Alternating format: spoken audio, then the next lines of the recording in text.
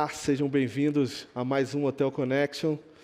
Como prometido no primeiro programa, sempre as principais lideranças da hotelaria aqui conosco, sabatinada por uma bancada de especialistas.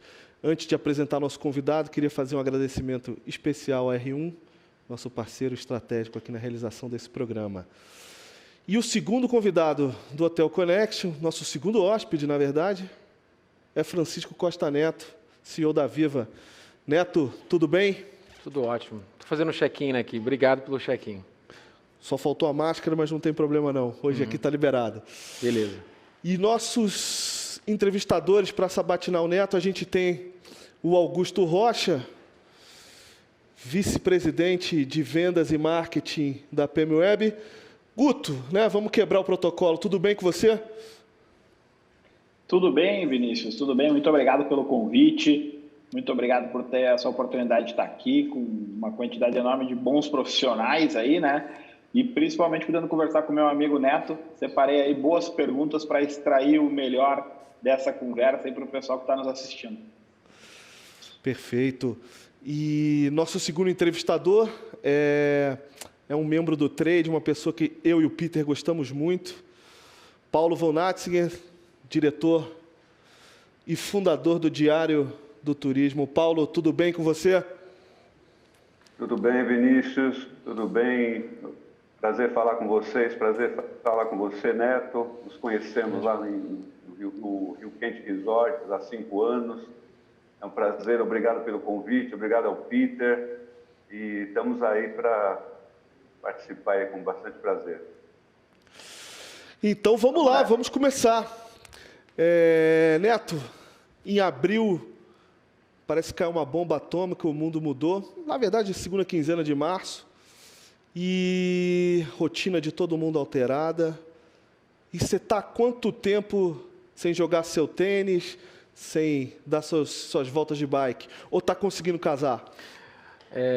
Pelo contrário, eu acho que a gente está conseguindo mais equilibrar o trabalho com a vida pessoal, né? Eu acho que tudo tem um lado positivo e a pandemia nos ajudou, acho que um pouco com isso. A gente celebrar um pouco de saúde e eu consigo manter pelo menos o tênis, o bike. A sinuca eu joguei mais na faculdade, assim, foi o meu último ano aí que foi um pouco... Eu já tinha feito mais matérias e me dediquei um pouco a uma coisa mais lúdica, mas agora eu acho que a saúde é importante para todos, né? Acho que a maior mensagem que essa pandemia nos dá é cuidar de si mesmo, cuidar da família, cuidar da comunidade, da empresa. Então, saúde é tudo. Perfeito, então vamos lá, vamos começar. Neto participou já de 2 lives nossas com CEOs da hotelaria. E uma coisa que me chamou muita atenção na primeira, Neto, é que senti você um pouco pessimista com tudo no começo, mas acho que é completamente compreensível, era algo totalmente novo. Mas já se sentiu um pouco mais otimista na segunda, em suas falas e etc. E agora, como é que está o seu sentimento em relação ao sistema, ao ecossistema da hotelaria e à sustentabilidade do setor? Como é que você está vendo a situação nesse momento e que a gente já vê uma retomada, principalmente do lazer? Bom, eu acho que naquela época a gente estava um pouco mais pessimista que o mercado mesmo. A gente tem uma tendência cognitiva da gente ser otimista, isso faz a gente acordar de manhã e acreditar que as coisas vão funcionar, mas a realidade empresarial ou numa crise dessa é que as coisas podem ser um pouco pior que a gente imagina, e de fato foram, né? Eu acho que a gente passou esse primeiro ciclo, eu diria que a gente está com um otimismo, com muita cautela agora, porque ainda tem muitas coisas que a gente não sabe, né? E a gente está falando para a nossa equipe que a descida da montanha, onde a gente está hoje, ela é mais arriscada do que a subida, né?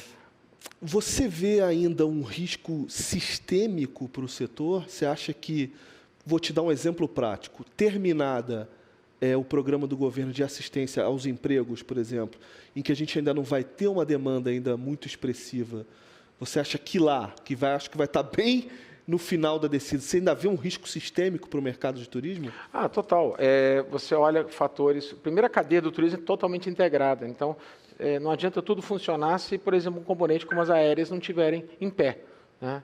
As aéreas, por si só, dependem do mercado de negócio, de hotelaria de negócio, né? Porque 2/3 das receitas das aéreas proveniente de business, né? E a gente, no lazer, pega carona. Então, a gente precisa que as aéreas estejam em pé, que o próprio setor de hotelaria de negócios esteja em pé, que eu acho que vai demorar mais tempo para recuperar. Então, tem vários unknowns aí que a gente tem. E outros fatores novos. A inflação, para mim, está sendo uma das maiores ameaças para o setor como um todo, especialmente entretenimento e hotelaria de lazer. A inflação interna nossa de alimentos foi 60%, né? A questão do dólar e o preço das commodities. Então, acho que tem outros elementos, além da crise e além da demanda, que são tão nocivos quanto os existentes para a recuperação. E, assim, o que mais te preocupa? Seria realmente a inflação, essa descida da ladeira? O que mais te preocupa? Bom, vamos lá. No comportamental, acho que a primeira coisa é saber que a descida é mais arriscada que a subida. 85% das mortes do Everest aconteceram na descida. Essa é a estatística. Tá? É assim que acontece. Então, primeiro é não ter cautela, setorial ou empresarial. Então, isso a gente fala para o nosso time toda hora que a descida está começando. Agora, os fatores de risco são, sim, uma segunda onda, acredito nela, a inflação, especialmente por alguns setores, como lazer e entretenimento, menos para a hotelaria de negócio, sim, menos para as aéreas, ok? E a outra é a restrição da oferta, né? A gente está operando com hotéis com oferta limitada, devido às restrições, que são importantes, mas elas limitam muito a virada econômica que você precisa dar no final. Né? Então, esses 3 fatores são... E o comportamental, de novo, é super importante. Eu acho que há uma tendência do ser humano, e o ser humano brasileiro, de entender que o otimismo começou. E a gente viu esses últimos 2 meses, destinos como Gramado, onde o Guto está, que talvez foram, né, muito otimistas no começo da abertura e estão sentindo isso agora, né? E os lockdowns. Então, a Europa agora está passando. Então, eu acho que a gente tem que se preocupar, sim. Até falando sobre Gramado, e antes de passar para o Guto, aqui um adendo. Eu passei 5 meses dessa pandemia em Gramado, e quando eu cheguei em abril, simplesmente só tinha 2 casos de 2 turistas de São Paulo. E agora eu sei que em Canela já tem morte, inclusive. Então, bem colocado, as pessoas não estão se tomando as devidas precauções como deveriam. Guto? Então, eu quero olhar para frente um pouco, fazer um exercício de olhar para frente, independente desses medos que convivem conosco, né, e esses riscos que estão latentes no nosso negócio. Olhando um pouco para comportamento e para mudança, a gente entende que o e-commerce no mercado de hotelaria ele atingiu a maioridade na pandemia, principalmente nos produtos de lazer. A gente já tem muitos casos de produtos que estão operando com o pleno da capacidade permitida, né? E já tem uma representação superior a 50% das suas vendas oriunda do próprio e-commerce do hotel. E aí, a minha pergunta para o Neto, que é um estudioso do negócio hoteleiro, né? Esse é um momento de uma virada ou isso é apenas momentâneo? Não, eu acredito que o momento é agora, Guto, porque... e ela nem está acontecendo ainda, porque se você pensar bem, as empresas não estavam preparadas para essa transformação com infraestrutura ou parcerias em abril, né? Todos estavam numa curva muito lenta de transformação digital. E eu acredito que ainda a demanda inicial, embora a venda direta e a venda eletrônica sim aumentou, mas ainda tem muitos canais tradicionais performando, o que é muito normal, o ser humano ainda buscar um agente de viagem que ele conhece, para dar uma referência para ele no começo, ou a grande distribuidora. Eu acredito que esse momento já está se transformando no momento onde a gente vai ver uma transformação digital ainda maior na segunda fase do ciclo, colocando o ciclo aí dentro dos 24 meses, efetivamente. Eu acho que a gente ainda vai ter um incremento maior, já que as perguntas iniciais numa venda do call center e tal, já vão estar respondidas, né? E o hábito de resort, a pessoa já vai entender a regra do jogo, do novo normal para e isso vai ficar mais fácil, ele vai cada vez mais comprar online por causa disso. No começo, eu acho que a gente tinha muitas perguntas e ele realmente precisava conversar com outra pessoa, direta ou indireta, para entender como que o produto ia funcionar. Mas eu acho que isso está se transformando. Neto, na divisão de tarefas aqui da nossa coletiva, eu fiquei incumbido de perguntar algumas questões relacionadas à sustentabilidade. E eu lembrei que em 2015 eu estive lá no Rio Quente Resorts e fiquei assim bastante surpreso positivamente com aquele centro de produção e distribuição de alimentos que vocês criaram, acho que talvez em 2014, estava recém-criado. E fiquei impressionado, fiz uma reportagem a respeito. Eu queria saber, agora, 5 anos depois, né, com uma pandemia pelo meio, talvez a pandemia não tenha que entrar nesse contexto, mas 5 anos depois, esse centro ele continua oferecendo aos hóspedes e à própria cadeia produtiva ali da região, a própria formação de mão de obra, continua oferecendo todos esses benefícios ao Rio Quente, e se vocês tiverem essa mesma ideia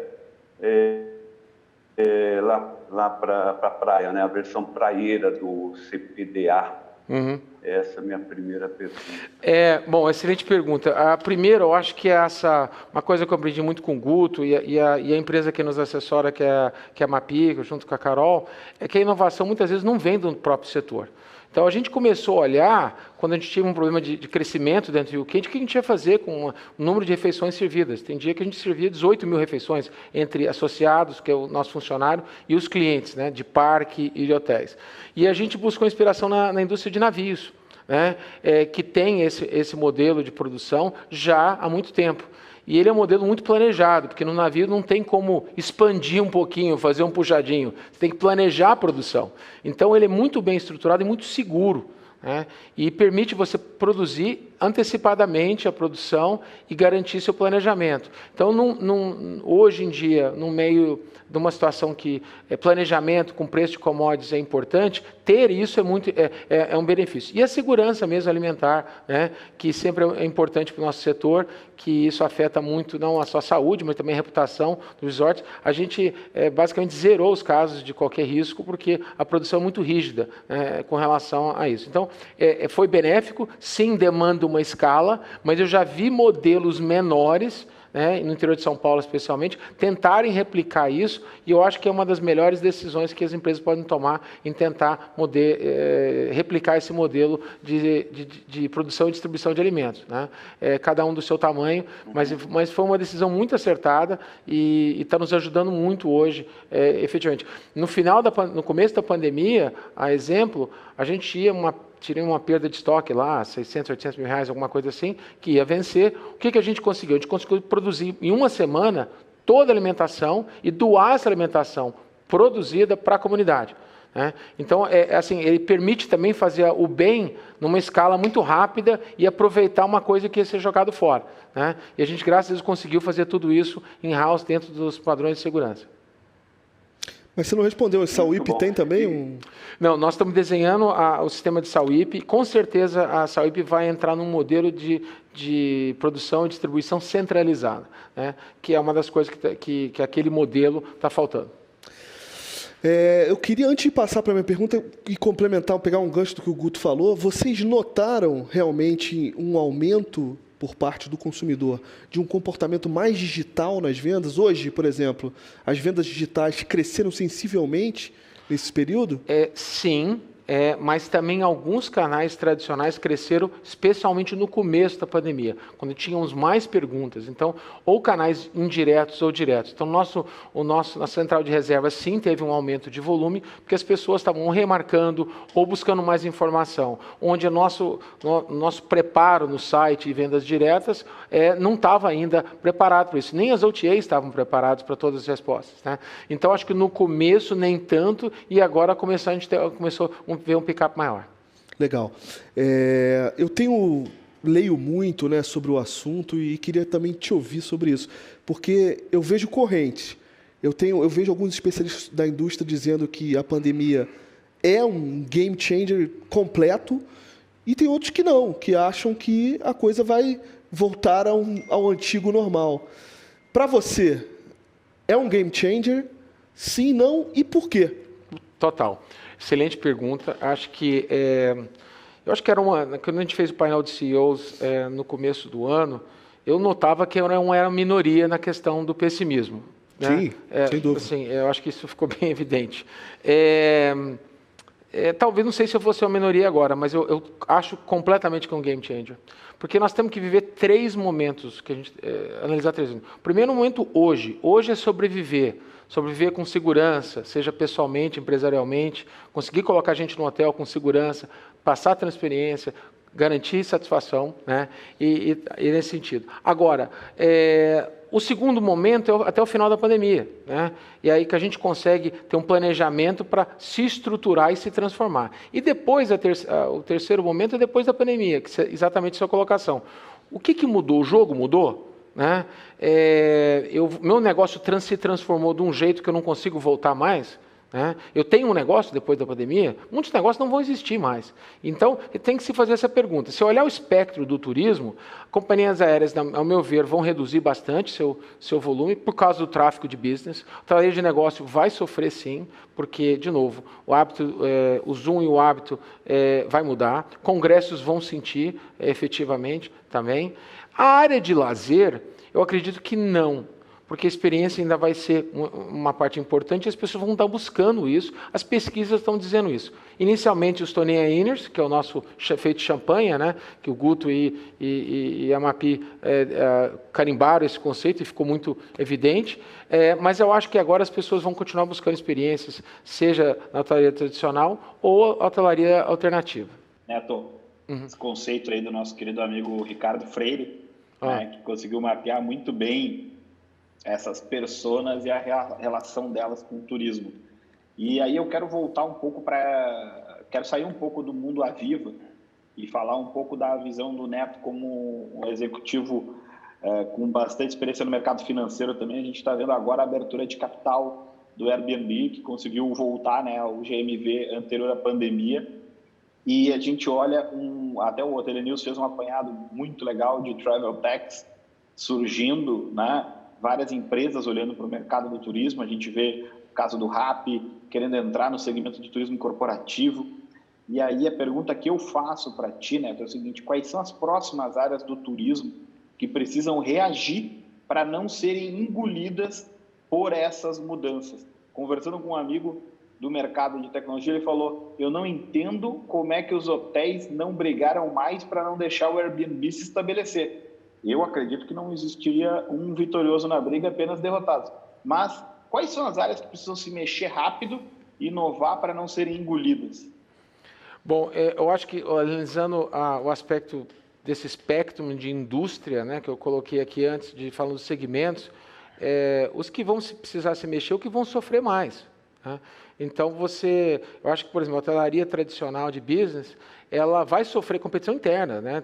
A gente viu na Focusrite aí o Kayak talvez abrir uma marca de hotel, né? Assim, as coisas estão se transformando muito, então já vai ter mais competição interna, além de Airbnb. Então, primeiro, o setor está ficando muito. E segundo, esses ativos que a gente tem aqui, estacionamentos, né? Hotéis dessa escala, desse tamanho, centros de convenções, né? Eles precisam se transformar em outros modelos. Se a gente não pode insistir no nosso modelo tradicional. A gente tem que buscar outras verticais de negócio para a gente poder sobreviver, porque é inevitável que, tanto na distribuição quanto na operação, nós vamos ter entrantes entrando no nosso segmento.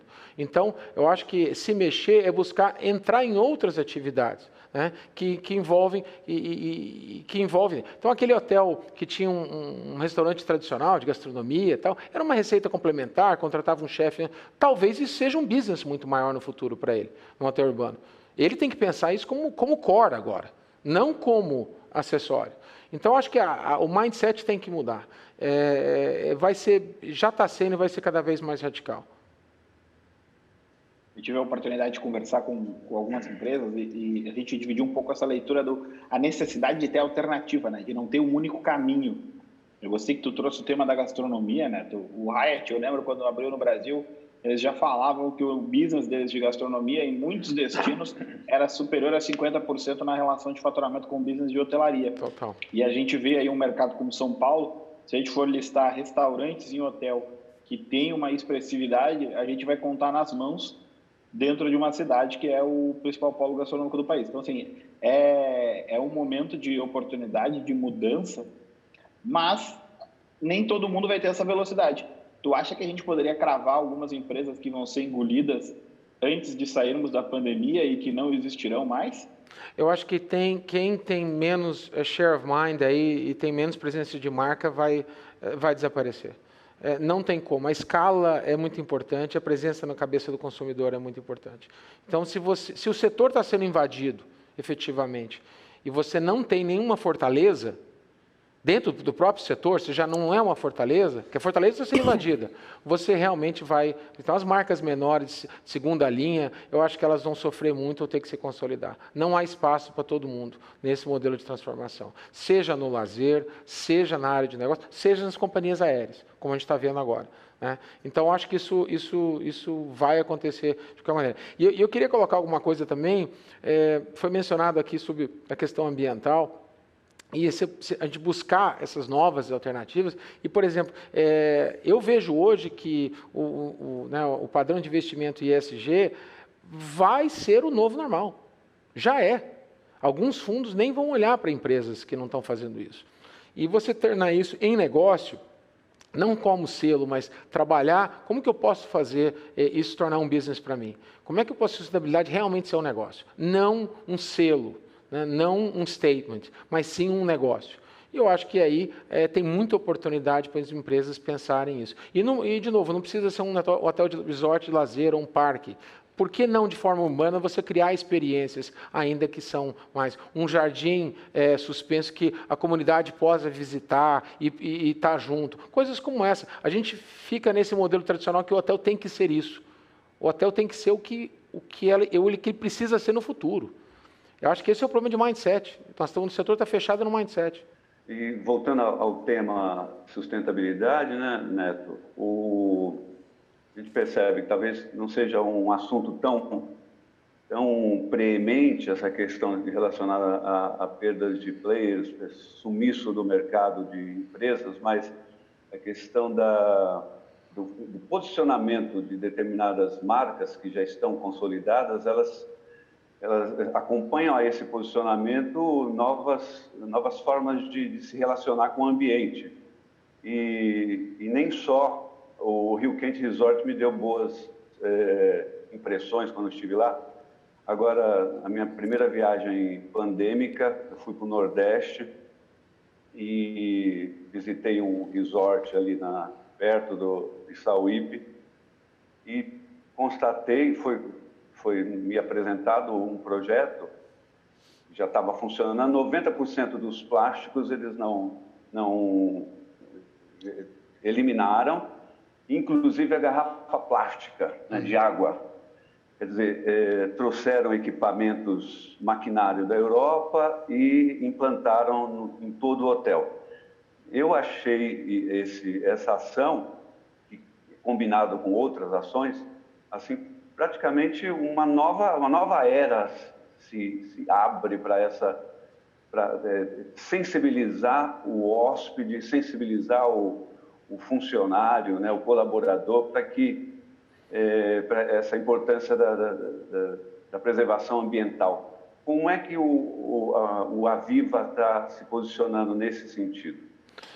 Primeiro, a gente teve que ser pioneiro nisso, porque a gente começou com o site do Rio Quente, até pelo aquífero que a gente tem, o direito mineral, então a gente foi eco antes que isso virasse talvez um novo normal, né? Isso há 20 anos atrás, né?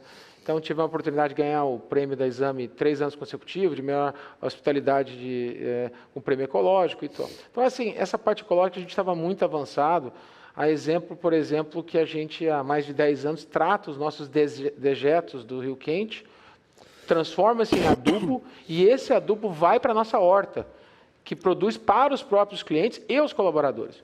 Então, esse ciclo a gente já fechou com isso. Então, muitas vezes eu acho que tem essa questão do ESG e a parte ecológica, e muitas vezes tem coisas muito visuais, né? Que ajudam muito, até conscientização, mas tem coisas que são back of the house, que tem um grau de impacto muito maior. E eu acho que as empresas, muitas estão fazendo, tem que demonstrar mais isso. né? E por que não a gente também, a gente não faz isso hoje, tornar isso mais público, fazer tours dessas áreas para realmente conscientizar as pessoas disso. Então, a gente tem isso como já no nosso DNA, diria que não tem como ser diferente em qualquer coisa que a gente for operar, que a gente tem que fazer no front of the house e no back of the house sempre. Perfeito, Neto. Queria voltar um pouco para a Vivo em si, para a operação da empresa. Me corrija aqui se eu estiver errado das datas, mas vai fazer 3 anos da aquisição na Costa do Sauípe e 2 do lançamento da marca, da mudança da marca. Qual o balanço disso tudo, desde agora, da integração das empresas, da nova marca? Quais foram os principais desafios e aprendizados nesse período? Tá. Talvez eu me estenda um pouco, eu vou tentar ser mais conciso. A Sauípe foi muito importante para o Rio Quente. A Rio Quente era uma empresa cash cow, uma empresa de sucesso, dando resultado, mas com uma cultura muito fechada, muito antiga. E eu tenho orgulho de ter criado isso. Mas a gente criou, na verdade, uma fortaleza entre nós, né? E Sauípe foi, na verdade, uma oportunidade de quebrar essa fortaleza, trazer um elemento da fortaleza que é maior que ela e transformar tudo. Então, daí a mudança de posicionamento de marca da Viva. Muita gente olha a questão de campo e praia, ou a beleza do ativo, que é um ativo, né, o maior resort acho que da América do Sul, contínuo, mas não é isso, a gente tem que falar de cultura. Essa aquisição nos permitiu, nos obrigou a uma mudança cultural de voltar para o entretenimento, para voltar para enfatizar mais cedo o bem. Então, eu acho que o benefício cultural da aquisição de Sauípe é o maior benefício que a gente teve, porque mudar uma cultura de uma empresa que pré-Sauípe, 17 anos deu resultado, distribuiu dividendo, e com uma cultura forte, satisfação do cliente forte, do funcionário forte, é muito difícil. Você precisa de um choque. E Sauípe, realmente, pelo seu tamanho, nos permitiu essa mudança que era necessária pelos tempos que a gente está vivendo, né? Todo esse movimento digital, milênio e tal, e a gente, então, usou isso como essa oportunidade. Mas os desafios, quais foram os grandes desafios da integração? Olha, eu diria que a melhor coisa que a gente conseguiu fazer é planejamento, né? Eu diria que sim, é um site que depende de uma malha aérea, efetivamente, tem uma concentração de distribuição e a gente teve que quebrar alguns certos paradigmas. Agora, o restante, as pessoas, o funcionário, pelo contrário, a gente encontrou muito mais oportunidade, que inclusive influenciou Rio Quente nessa aquisição do que outra coisa. Então, ela só nos ajudou. Olha só, Neto, voltando para o mercado financeiro, eu estou querendo falar de coisa diferente hoje, né? Estou vendo. Não seria igual, né? O mercado financeiro parece que recebeu a maior visita de empreendedorismo da história, porque tudo virou fintech ou banco digital, né? Os cartões que dão milhas enriqueciam os programas, enriqueciam, né, os programas de fidelidade das companhias aéreas, tanto é que tem mais gente querendo participar desse bolo. Quando a gente olha para a fidelidade, quando a gente olha para o mercado financeiro, quando a gente olha para a fintech, parece que o turismo ficou de fora, parece que ninguém entrou nisso. Nem que seja para vender pontos de hospedagem para cartão de crédito. Quando que o turismo de lazer vai pegar um pedaço desse bolo gigante, Neto? Puta pergunta. Acho que isso tem muito a ver em que momento você está no mundo e que desenvolvimento você tem de indústria de lazer. Você pega, por exemplo, você já tem redes de lazeres no México, no Caribe e no próprio Estados Unidos que permitem essa entrada. Você tem que ter uma escala suficiente para fazer certas coisas, para agregar uma massa, efetivamente. Eu acho que o business que a gente tem de tempo compartilhado, de lealdade, no fundo, ele permite isso se transformar, que não se transformou ainda. Então, eu acho que, assim, até se ter uma consolidação, é muito difícil criar um tipo de facilidade ou recompra, ou compra recorrente num produto só ou 2 produtos só. Eu acho que a gente tem que passar um pouco essa fase para endereçar isso, né? Então, eu acho que, assim, ficou muito focado na distribuição contribuição à inovação, e o turismo foi bem pioneiro nesse caso, né, na transformação digital. Agora cabe o produto, o conteúdo se transformar. E eu acho que isso vai ter um momento mais lento, eu acho que a gente vai demorar um pouquinho isso. Agora, o grande benefício disso é que todos esses produtos, né, de lealdade, seja points, eles precisam de experiência. Isso não tem como. Eles vão vir ou tem que vir para conversar com esse setor. Não adianta. Né? Você compra X pontos numa companhia aérea, ele vai querer usar no lazer. Você tem uma lealdade num grande programa aqui no Brasil, o maior do Brasil, mas você não tem hotel de lazer. Então, assim, você não pode usar seus pontos para o lazer de fato. Então, eu acho que nós temos que entrar sim, eu concordo que a indústria está lenta nisso, mas, de novo, volta a questão do mindset da nossa própria indústria, especialmente de lazer, que eu acho que está sempre um passo atrás ainda da indústria de hotelaria de negócio e um passo atrás por estar aqui num mercado menos desenvolvido. Rapidamente, Neto. Colando a pergunta aí, desculpa, Vini, vou ter que fugir do roteiro aí. Me convidou, né? Fica à vontade. Agora. O momento de consolidação é muito grande, Neto. A abertura de capital, a gente vai terminar o ano com a maior quantidade de IPOs da história e essa questão de consolidação. A gente, em função da pandemia, está mais próximo de ver mais consolidação no lazer ou não? Só um adendo antes de você responder. Era justo. Parece que a gente. Transmissão de pensamento. Eu ia perguntar exatamente isso, Guto. Por favor. Eu não sei quantos quilômetros você está aí de São Paulo, Guto, que eu estou aqui no estúdio, mas como sniper, você é muito bom né, à distância, viu? Tecnologia da R1 que me ajuda. Perfeito. Então, esse é o novo normal, né? Que permite isso, né? Com tanta facilidade e fluidez. Acredito que sim. Né? Primeiro, porque o modelo de negócio tradicional do lazer já dava em decadência. Né? O que ele ganhou com a entrada do tempo compartilhado, que é uma indústria que entrou há 20 anos no Brasil, liderada pelo Rio Quente. Eu acho que ele deu uma sobrevida na metade desses produtos. Né? Ele conseguiu sobreviver um pouquinho mais, porque o modelo de negócio realmente é complementar e melhor. Mas what's next? Né? Até onde isso vai? Né? Você tem que inovar, tem que criar. E com essa questão da pandemia, você vê que muitas propriedades vão sofrer muito. Embora o setor vai estar melhor, a retomada, que é a questão da descida, que a gente estava tomando, ela pode ser muito difícil. E daí, sim, eu acho que tem muita inteligência em consolidação. Agora, a gente pensa em consolidação de uma forma muito, eu acho, assim, de uma forma muito negativa, talvez. E a consolidação pode ser muito associativa também. Né? Cabe a gente, como empresário, ter essa noção e fazer essas propostas. Né? A gente tem que pensar que a gente não precisa vender, a gente pode se associar. Né? E esse é o mindset também que precisa mudar nos nossos modelos. Né? Isso requer governança, requer estrutura, muitas vezes requer um sócio financeiro complementar, lógico, mas a gente tem que abrir a cabeça, porque a não continuidade de negócio, a questão de sucessão, a indústria tem 40 anos, já foi a primeira geração, a segunda muitas vezes não tem aptidão, não quer conduzir o negócio. Né? Eu acho que tem vários fatores, além da pandemia, que já estavam nos direcionando a isso. Neto, a minha pergunta vai ser bem direta aqui. Quanto que o grupo tem investido em energia limpa, especialmente eólica e solar, que são as mais acessíveis, né, e conhecidas? Uhum.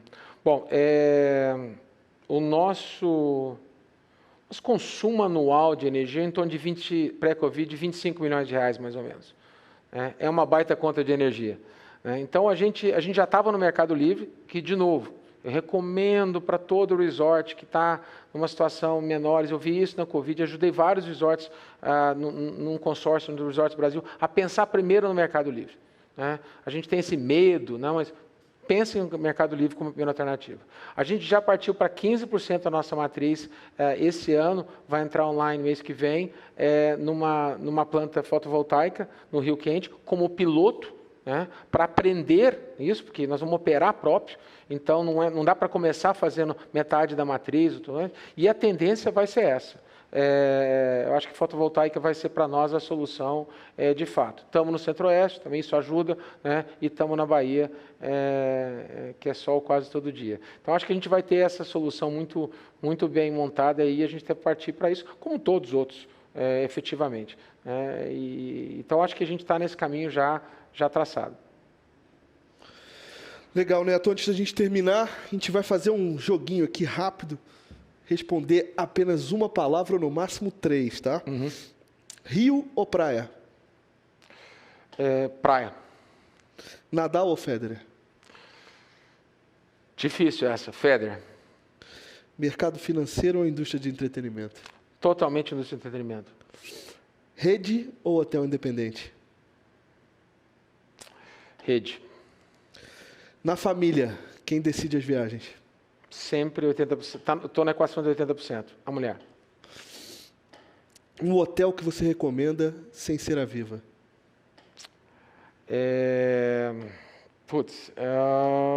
Eu vou marcar um destino para ser democrático. Playa del Carmen. Subavaliado por causa do destino Cancún. Belo destino. Vou insistir. Um hotel, porque a próxima pergunta você já respondeu agora, que era uma viagem para você recomendar. Four Seasons em Punta Mita, outro lado da costa do México. Perfeito. Momento legal da carreira? A aquisição de Sauípe pela transformação cultural. E o mais difícil? A aquisição de Sauípe. Para finalizar, o que você mais diz para a sua equipe hoje, nesse momento? A descida é mais perigosa que a subida. Legal, perfeito. Estamos chegando ao fim aqui de mais um Hotel Connection. Queria agradecer muito a participação do Guto, do Paulo. Obrigado por engrandecer esse programa. Serão convidados em outras oportunidades, com toda certeza. E, Neto, palavras finais e, mais uma vez, obrigado pela presença. Eu queria deixar uma mensagem que a indústria se uniu. Você vê movimentos como o G20, todas essas coisas lá. Eu acho que isso institucionalmente funciona, é legal, devemos apoiar isso.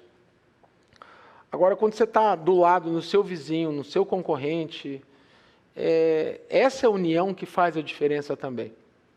Então, a gente buscar se estar mais unido com os nossos vizinhos, concorrentes, nossos destinos. Isso vai poder tornar a recuperação melhor para esses sites. Então, essa união local, ela é muito importante. E eu acho que a gente ainda tem que aprender a fazer isso melhor. Então, que a gente promova isso no setor, porque eu acho que isso é muito importante e faz a diferença para todos. Maravilha. Mais uma vez, Guto, obrigado. Paulo, sem palavras aí pela participação. Até logo, Guto. Obrigado, gente. Obrigado por participar. Guto, até a próxima. Neto, tchau, tchau. Obrigado. Valeu. Até logo. Tchau, obrigado. Tchau.